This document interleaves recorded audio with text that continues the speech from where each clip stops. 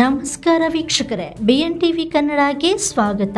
ರಾಜ್ಯದಲ್ಲಿ micro finance ಕಿರುಕುಳ ಮಿತಿ ಮೀರ್ತಾ ಇದೆ. ಮುಖ್ಯಮಂತ್ರಿ ಸಿದ್ದರಾಮಯ್ಯ ಅವರು ರಾಜ್ಯದಲ್ಲಿ 6ನೇ ಗ್ಯಾರಂಟಿ ಗೂಂಡಾ ಭಾಗ್ಯ ಜಾರಿಗೆ ತಂದಿದ್ದಾರೆ ಅಂತ ವಿಪಕ್ಷ ನಾಯಕ ಆರ್ ಅಶೋಕ್ ವ್ಯಂಗ್ಯವಾಡಿದ್ರು.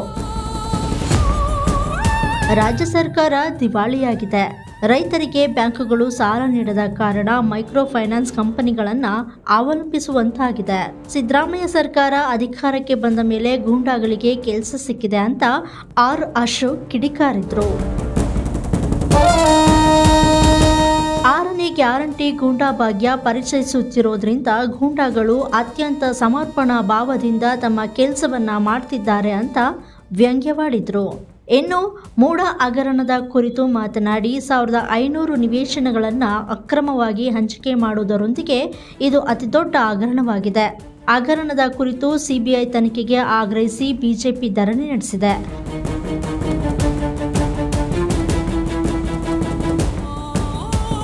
ಲೋಕಾಯುಕ್ತರು ಮುಖ್ಯಮಂತ್ರಿ ಪರವಾಗಿ ವರದಿ ನೀಡುತ್ತಿರುವುದರಿಂದ ತನಿಖೆಗೆ ನ್ಯಾಯ ಒದಗಿಸುವಲ್ಲಿ ವಿಫಲವಾಗಿದ್ದಾರೆ. ಹೀಗಾಗಿ ಹಗರಣದ ವಿರುದ್ಧ ಬಿಜೆಪಿ ಹೋರಾಟ ಮುಂದುವರಿಯಲಿದೆ ಅಂತ ಹೇಳಿದ್ರು. ಅಲ್ಲದೆ ಗಾಲಿ ಜನಾರ್ದನ ರೆಡ್ಡಿ ಮತ್ತು ಬಿ ಶ್ರೀರಾಮುಲು ಅವರ ನಡುವಿನ ಭಿನ್ನಾಭಿಪ್ರಾಯಗಳ ಕುರಿತು ಮನಸ್ತಾಪಗಳು ಶೀಘ್ರದಲ್ಲೇ ದೂರಾಗಲಿವೆ. ಇನ್ನೆರಡು ದಿನಗಳಲ್ಲಿ ಎಲ್ಲವನ್ನ ಬಗೆಹರಿಸಲಾಗುವುದು ಅಂತ ತಿಳಿಸಿದ್ರು. ಖೋ-ಖೋ ವಿಶ್ವಕಪ್ ವಿಜೇತರಿಂದ ಸರ್ಕಾರಕ್ಕೆ ಬಹುಮಾನ ವಾಪಸ್ ಕುರಿತು ಮಾತನಾಡಿ, ಈ ಸರ್ಕಾರ ಪಾಪರಾಗಿದೆ. ಪೇಪರ್ ತೆಗೆದುಕೊಳ್ಳಲು ಕೂಡ ಕಾಸಿಲ್ಲ.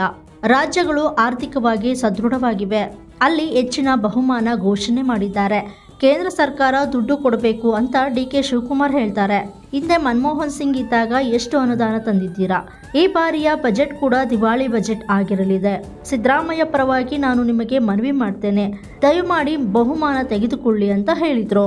ನೋಡ್ತಾ ಇರಿ BNTV ಕನ್ನಡ, ಇದು ನಿಮ್ಮ ಧ್ವನಿ. ಲೈಕ್ ಮಾಡಿ, ಶೇರ್ ಮಾಡಿ, ಸಬ್ಸ್ಕ್ರೈಬ್ ಮಾಡಿ.